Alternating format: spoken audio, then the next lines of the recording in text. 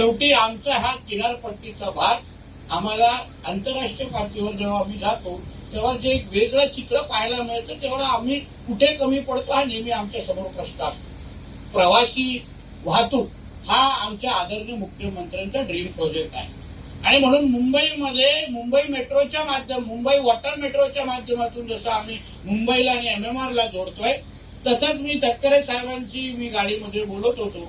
रायगड, सिंधुदुर्ग, रत्नागिरी हे तीनही जिल्हे येणाऱ्या कालावधीमध्ये जसं आपण रस्ता आहे, रेल्वे आहे तसं जलवाहतुकीच्या माध्यमातून आपण जोडायचं, जेणेकरून व्यापार असेल, पर्यटन असेल, मोठ्या प्रमाणामध्ये आपल्याला या निमित्ताने चालना मिळते.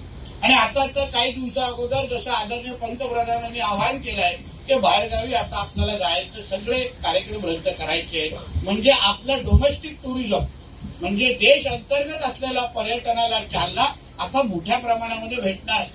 म्हणून पर्यटनाच्या दृष्टिकोनातून असलेले जेवढे व्यावसायिक आहेत त्यांना मी आवर्जून इथे या निमित्ताने आवाहन करेन की महाराष्ट्र मेरीटाईम बोर्ड आणि पर्यटन खाते हे तसंही दुसऱ्याशी संलग्न आहे आणि म्हणून तुम्हाला जी मदत लागेल, तुम्हाला जे काही इन्फ्रास्ट्रक्चर पाहिजे, आम्ही सगळ्या गोष्टी करण्यासाठी देण्यासाठी तयार आहोत. आम्ही कुठे वेळ कमी पडणार नाही.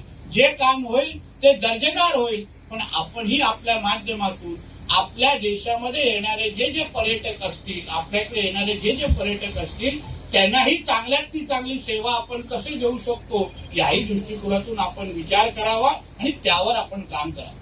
आणि एक शेवटी जाता जाता एक मुद्दामून आव्हानही या निमित्ताने मी करणार. आदरणीय पंतप्रधानांनी काल जसं 7 वेगवेगळे अपील केलेले आहेत, आवाहन केलेले आहेत, त्याच्यामध्ये एक महत्वाचं जे आव्हान आहे की डिझेल पेट्रोलचा कमीतचा कमी वापर आणि गाड्यांचा कमीतचा कमी वापर. आता डिझेल पेट्रोलवर काही नुसतं गाड्याच चालत नाही, आपल्या बोटीही चालतात. आणि म्हणून आम्ही महाराष्ट्र मेरीटाईम बोर्ड म्हणून, बंदर खातं म्हणून, राज्य सरकार म्हणून संकटातून संधी ज्याला आपण म्हणतो ते आम्हाला ही संधी आम्हाला दिसते आहे.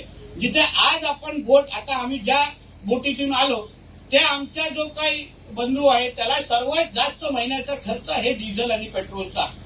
त्याचे व्यावहारिक आजच्या काळामध्ये होणार नाही आणि आंतरराष्ट्रीय पातळीवर युद्ध परिस्थिती असल्यामुळे येणारा जो आव्हानात्मक काळ आहे त्याच्यामध्ये बोट मालकांनी, मच्छीमार बांधवांनी त्या बोटी इलेक्ट्रिक करण्याच्या दृष्टिकोनातून पावलं उचलावी हे मुद्दाहून ह्या निमित्ताने मी तुम्हाला आवाहन करणार.